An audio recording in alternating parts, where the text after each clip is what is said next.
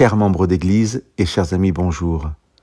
Nous sommes à la fin du 8e siècle avant Jésus-Christ et au début du 7e siècle, et à Jérusalem, le roi Ézéchias est assiégé par les armées du roi d'Assyrie, une des grandes puissances militaires de l'époque avec l'Égypte.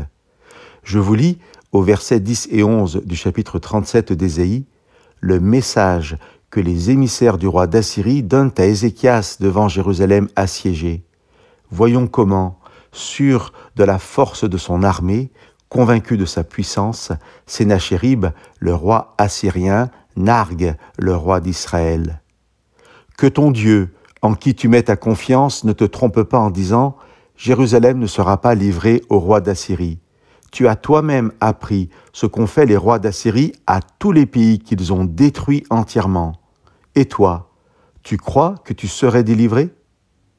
Je vous inviterai, si vous en avez la possibilité, à lire la prière d'Ézéchias qui suit les menaces de Sennachérib.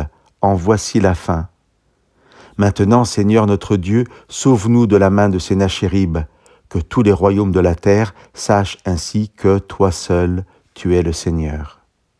Pas facile de mettre sa confiance en Dieu lorsque tout semble aller à sa perte.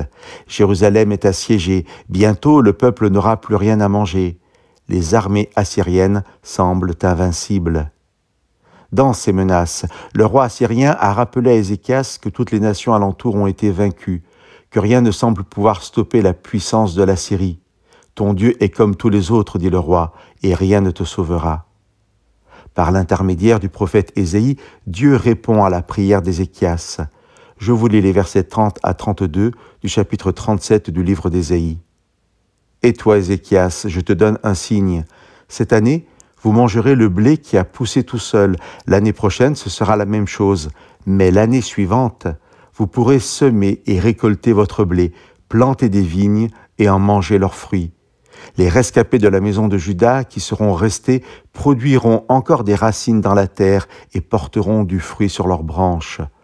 Voilà ce que le Seigneur de l'univers fera à cause de son brûlant amour. » Chers amis, notre regard n'est pas celui de Dieu.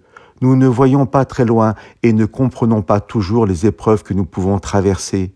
Notre horizon n'est pas celui de Dieu, le seul qui embrasse tout. Mais faisons-lui confiance en toutes choses.